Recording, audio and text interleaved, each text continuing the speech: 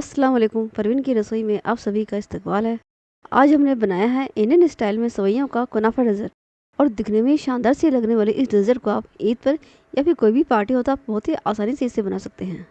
चलिए बनाते हैं आज इस कुनाफा डेज़र्ट को। तो यह डेज़र्ट बनाने के लिए हमने 125 ग्राम सेवइयाँ ली हैं। यह हमने बारीक वाली सेवइयाँ ली है और ये मार्केट में बड़ी ही आसानी से मिल जाती हैं। इन सेवइयों को हमें तोड़ लेना है, यानी कि बारीक बारीक कर लेना है इनको। अब हमने एक पैन लिया है, इसमें हम 1 टेबल स्पून घी डालेंगे और इस पैन में हम इन सारी सेवइयों को डाल देंगे। सेवइयों को हमें भुनना है। वैसे तो बाज़ार से लाते हैं तो सेवइयों का कलर ब्राउन ही आता है, लेकिन फिर भी खाने में कच्ची लगती है, इसलिए हम थोड़ा इसे भून लेते हैं। और इन सेवइयों को हमें ज़्यादा नहीं भुनना है, सिर्फ 5 मिनट के लिए लो फ्लेम पर भुनना है। ज़्यादा भुनने से फिर सेवइयाँ थोड़ी कड़वी भी लगने लगती हैं। 5 मिनट में ही हमारी सेवइयाँ अच्छे से भुन गई हैं और इनका कलर भी चेंज हो गया है और इसमें से खुशबू भी आ रही है। तो अब हम गैस की फ्लेम को लो कर देंगे और इसमें हम डालेंगे 1/4 कप चीनी। चीनी को सेवइयों में अच्छे से मिक्स करेंगे।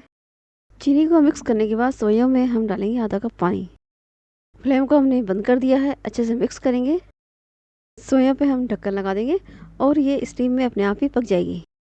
सेवइयों में हम 1/4 टीस्पून इलायची पाउडर डालेंगे।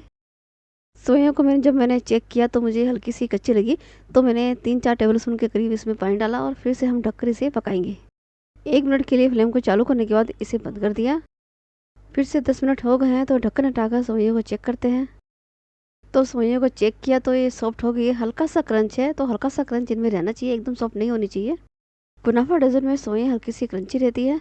और इस बात को भी ध्यान में रखें कि सेवइयों का खिचड़ा नहीं बनना चाहिए, सेवइयाँ खिली खिली रहनी चाहिए। तो सेवइयाँ हमारी तैयार है, तो इसे हम साइड में रख देते हैं और बाकी की तैयारी कर लेते हैं। सेवइयों के लिए क्रीम बनाने के लिए हमने कढ़ाई में आधा लीटर दूध लिया है और ये हमने फुल फेट दूध लिया है। और हम फ्लेम को हम हाई रखते हैं ताकि इसमें उबाल आ जाए। दूध में उबाल आ गया है तो फ्लेम को हम लो कर देंगे और लो फ्लेम पर इस दूध को हमें थोड़ा गाढ़ा होने तक पकाना है। अब इस कटोरी में हमने अलग से 4 टेबल स्पून दूध लिया है और इस दूध में हम 3 टेबल स्पून कॉर्नफ्लोर डालेंगे। कॉर्नफ्लोर डालने से हमारे ये दूध क्रीमी बनेगा।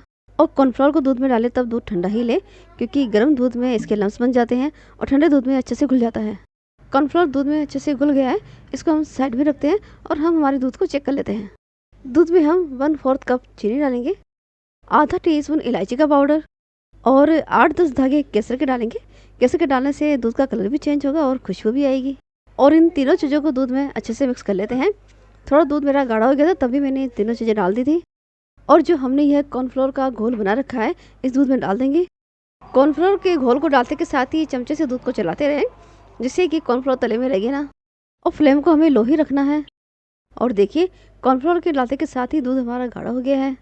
लो फ्लेम पर इस दूध को हम 5 मिनट के लिए पकाएंगे, जिससे कि कॉर्नफ्लोर भी हमारा अच्छे से पक जाए।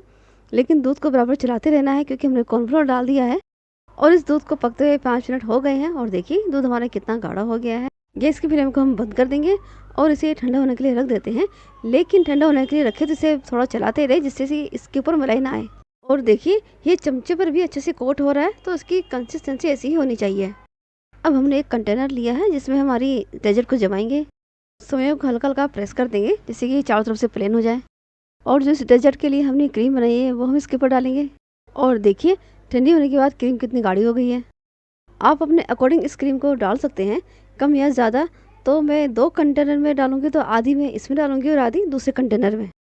और फिर से हम इस क्रीम के ऊपर सेवइयाँ डालेंगे, तो वो हम अभी नहीं डालेंगे। अभी हम इसे आधे घंटे के लिए फ्रिज में रखेंगे, ताकि ये थोड़ा सेट हो जाए।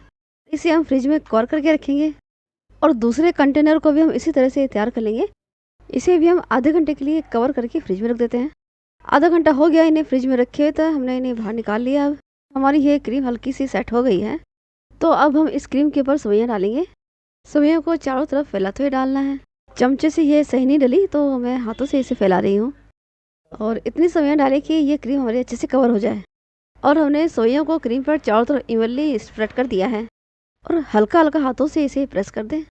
और इस कुनाफा डेजर्ट पर हम थोड़े से बारीक कटे हुए पिस्ता डालेंगे, जिससे कि ये दिखने में शानदार लगे। इस कुनाफा डेजर्ट को आप एज इट इज़ ऐसे भी खा सकते हैं, और ठंडी खाना चाहते हैं तो इसे 2-3 घंटे के लिए फ्रिज में रख दे कवर करके। तो दूसरा कंटेनर भी हमने निकाल लिया है। इस कंटेनर में भी क्रीम के ऊपर हम सेवइयों को स्प्रेड कर देंगे और पिस्ता से इसे भी गार्निश कर देते हैं।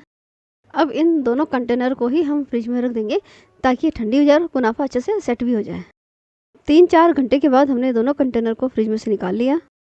और हमारी ये कुनाफा डेजर्ट अच्छे से सेट हो गई है, ठंडी भी हो गई है और कंटेनर में से देखने में तीनों लेयर्स कितनी शानदार लग रही है। तो अब मैं इस डेजर्ट को कट करके दिखा देती हूँ। फ्रिज में रखने से ये है इस तरह से सेट हो गई है जैसे हम किसी बर्फ़ी को काटते हैं तो वैसे ही कट हो रही है।